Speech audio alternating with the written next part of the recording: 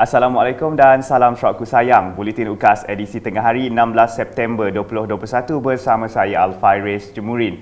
Memulakan berita mengenai keputusan Jawatankuasa Pengurusan Bencana Negeri JPBN Sarawak memansuhkan arahan kuarantin 14 hari untuk kemasukan ke Sarawak berkuat kuasa 16 September 2021. JPBN Sarawak menerusi kenyataan media pada Rabu berkata keputusan itu diambil setelah mempertimbangkan peningkatan jumlah individu yang telah lengkap vaksinasi di seluruh negara. Pelepasan dari kuarantin bagi individu perlu berstatus lengkap vaksinasi apabila tiba di Sarawak. Bagi individu yang belum divaksinasi atau belum lengkap vaksinasi akan menjalani kuarantin selama 10 hari di hotel kuarantin yang ditetapkan. Semua individu yang ingin memohon kemasukan ke Sarawak dikehendaki mengikuti prosedur seperti berikut.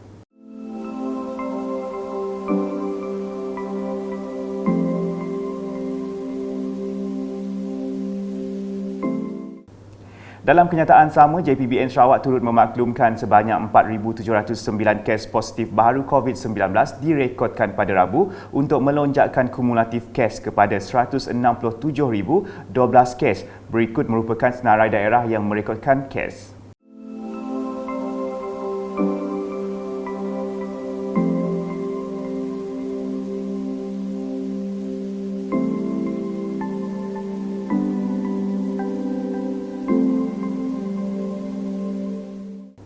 Sementara itu, 12 lagi kes kematian turut dilaporkan melibatkan individu berumur dalam lingkungan 35 hingga 100 tahun.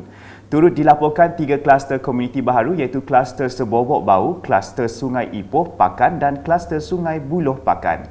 Manakala kluster kampung Sungai Linsat Serian diisytiharkan tamat setelah tiada kes dilaporkan dalam tempoh 28 hari yang lepas. Berita seterusnya, Sarawak Badan Amal Tenaga Isteri-Isteri Sabati telah menerima sumbangan berjumlah RM50,000 untuk tabung bantuan COVID-19 daripada Petronesa Sendirian Berhad. Sumbangan tersebut telah disampaikan kepada Presiden Sabati yang juga isteri kepada Ketua Menteri Sarawak, Datin Patinggi Dato' Amar Jumaani Tuanku Bujang oleh pengurusi Petronesa Datuk Seri Muhammad Abu Bakar Marzuki di Pejabat Sabati di sini pada Rabu. Datuk Patinggi Dato' Amar Jumaani kemudian menzahirkan penghargaan atas keprihatinan Petronesa dalam membantu rakyat ketika pandemik COVID-19. Hadir sama isteri-isteri Timbalan Ketua Menteri Sarawak, Datuk Dayang Morliah Datuk Awang Daud, Datin Dr. Zaleha Christine Abdullah dan Datin Siti Syurgayah Ahmad Zaidin. Selanjutnya, mengenai sebanyak 2 buah rumah panjang yang menjalani perintah kawalan pergerakan diperketatkan PKPD di Sepauh telah menerima bantuan bekalan makanan pada Rabu. Bantuan tersebut merupakan sumbangan Timbalan Ketua Menteri Merangkap Adun Bukit Saban Dato' Amar Douglas Ugahambas. Penghantaran sumbangan diselaraskan oleh Pusat Hikmat Adun Bukit Saban dan diserahkan oleh Jawatankuasa Pengurusan Bencana Bahagian JPBB Betong. Sumbangan berupa makanan basah disalurkan kepada 42 pintu keluarga rumah Reseli Uji Gendup, Serudit B, Paku, Sepauh dan 7 pintu keluarga di rumah Martin Ngelambong Balaka, Nangananam Anyut Sepauh. Laporan diteruskan di Miri. Persatuan Bulan Sabit Merah PBSM Malaysia Daerah Miri telah menyampaikan 46 botol cecair sanitasi tangan kepada 10 taska dan tabika di Miri pada Selasa. Menurut penasihat PBSM Malaysia Daerah Miri Datuk Lee Kim Shin, cecair sanitasi tangan itu disumbangkan syarikat Saraya dari Jepun. Berucap dalam majlis penyerahan sumbangan itu pada Selasa, beliau yang juga Menteri Bertanggungjawab Jawatankuasa Pengurusan Bencana Bahagian JPBB Miri merakamkan penghargaan dan terima kasih kepada syarikat Saraya atas inisiatif dan misi kemanusiaan dalam mencegah penularan COVID-19 di Miri. Berikut pula, peningkatan kes positif COVID-19 di Sarawak sejak kebelakangan ini telah mencetuskan rasa panik di kalangan masyarakat di negeri ini apabila penularannya dikaitkan dengan varian Delta. Berdasarkan laporan harian COVID-19 Sarawak, jumlah kes positif yang meningkat itu banyak dalam kategori 1 dan 2 iaitu yang tiada gejala dan bergejala ringan berbanding kategori 3, 4 dan 5 yang mempunyai gejala yang teruk. Menurut Menteri Utiliti Sarawak Datuk Seri Dr. Stephen Rundi Utom, keadaan ini disebabkan kebanyakan mereka itu telah melengkapkan suntikan vaksin COVID-19. So therefore, I think no point for those who kicking well, even though they have positive. As you all know, we have Delta variant now, and their infectivity, the transmission is very vigorous. So therefore, we cannot treat it as the same as what it was before, because our number, if not equivalent, if not more, also the same as the rest of the division. Beliau berkata demikian dalam sidang media selepas mempromosikan mesyuarat Jawatankuasa Pengurusan Bencana Bahagian JPBB Bintulu pada Rabu. Mengulas mengenai proses vaksinasi ketika ini, adun kemenang itu berterima kasih kepada petugas Barisan Hadapan yang bertungkus lumus menjayakan program imunisasi COVID-19 kebangsaan PICK agar Sarawak mencapai imuniti kelompok bagi golongan 18 tahun ke atas. I must thank the state government for their prompt action on our vaccination. As you all know, among the top in the country, but most of our population has been that is eligible to be vaccinated or devaccinated. And now we are vaccinating those 12 to 17 years old, the student, and we are looking also into the booster. Dalam pada itu, beliau turut memaklumkan tindakan Kementerian Pendidikan Malaysia KPM terhadap guru yang tidak mahu divaksin menjelang pembukaan sesi persekolahan pada awal Oktober nanti. Katanya ada ibu bapa yang risau melihat situasi ini yang boleh memberi kesan kepada anak-anak mereka yang akan bersekolah nanti.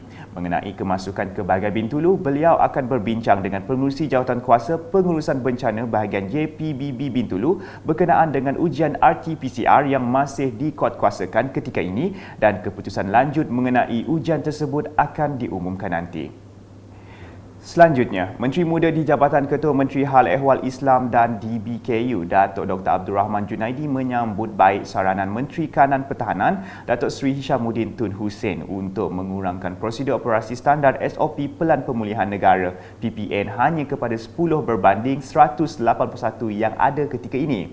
Menurutnya, dengan meringkaskan SOP hanya kepada yang paling utama, ianya akan mudah difahami oleh masyarakat umum. Dan diminta kita pun di peringkat negeri pun akan mencontohi, dan saya pun telah pun dapat maklum pada Yang Berhormat Datuk Ahmad Douglas Sugah, pengurusi SDMC kita, supaya garis panduan SOP pandemik COVID-19 kita dinilai semula dan diringkaskan. Jelas beliau kepada media ketika ditemui di Majlis Perasmian Gelanggang Futsal di Kampung Pasir Panjang di sini pada Rabu. Tambahnya, banyak perubahan baru akan diumumkan terutamanya dalam memberi kelonggaran kepada sektor ekonomi, sektor aktiviti sosial, sektor keagamaan dan sebagainya. Jadi ini akan memberi kelegaan kepada masyarakat kita menjelang kita menghadapi perubahan fasa daripada fasa pandemik dan kepada fasa endemik dalam tempoh saya 3 minggu yang akan datang. Beliau turut berharap masyarakat akan terus bekerjasama dan patuh kepada SOP yang telah dikeluarkan supaya dapat memasuki fasa endemik dengan kehidupan yang lebih normal. Sementara itu, Datuk Dr. Abdul Rahman memberitahu gelanggang futsal baru tersebut dibina dengan peruntukan sebanyak RM200,000 dan merupakan salah satu daripada projek transformasi luar bandar RTP tahun 2020 bagi Dun Pantai Damai. Di setakat ini kita telah membina hampir 13 buah gelanggang futsal. Sejak bermulanya projek RTP pada tahun 2017. Ini gelanggang yang ke-13. Dan dengan adanya gelanggang seperti ini, ianya dapat memberi kemudahan kepada terutamanya pada generasi muda, anak-anak muda belia-belia di kampung untuk mengadakan aktiviti sukan dan beriadah. Menurutnya, projek pembinaan padang futsal tersebut telah siap 3 bulan lebih awal daripada tempoh yang diberikan serta dilengkapi dengan kemudahan asas seperti gelanggang yang dikelilingi dengan pagar, bilik persalinan serta tandas awam. Dalam pada itu, beliau turut menyatakan rasa bangga dan syukur kerana projek tersebut telah dijalankan dengan baik serta dibina dengan sempurna oleh kontraktor bertanggungjawab. Walaupun cabarannya ada pada kali ini seperti kekurangan bahan binaan, kekurangan tenaga kerja, tapi sekiranya mereka komited dengan tanggungjawab yang telah pun diberikan untuk menyiapkan sesuatu projek, kita minta mereka dapat melaksanakan dengan baik dan seriuslah. Manakala di Kabong, seramai 100 ahli Persatuan Nelayan Kabong yang terjejas akibat penularan wabak COVID-19 menerima sumbangan bakul makanan. Simbolik penyerahan bakul makanan itu telah disempurnakan oleh Adun Kabong Muhammad Cik Kadir dan diiringi pengurus Perikanan Kabong Saharia Tahod pada Rabu. Ahli-ahli persatuan yang menerima bantuan meliputi kawasan Kampung Alit, Kampung Empelam, Kampung Perpat dan Kabong. Selepas penyerahan, Muhammad Cik meluangkan masa melawat pejabat operasi Perikanan Kabong. Sekian edisi Tengah Hari bersama saya Alfaris Jumuri dan kru penerbitan. Berita lebih lanjut boleh didapati di semua platform media sosial UKAS termasuk portal ukas.sarawak.gov.my dan pastikan anda subscribe UKAS channel di YouTube. Sebelum mengakhiri buletin kami, warga UKAS mengucapkan Selamat Hari Malaysia kepada seluruh rakyat Malaysia. Jom kibarkan jalur gemilang.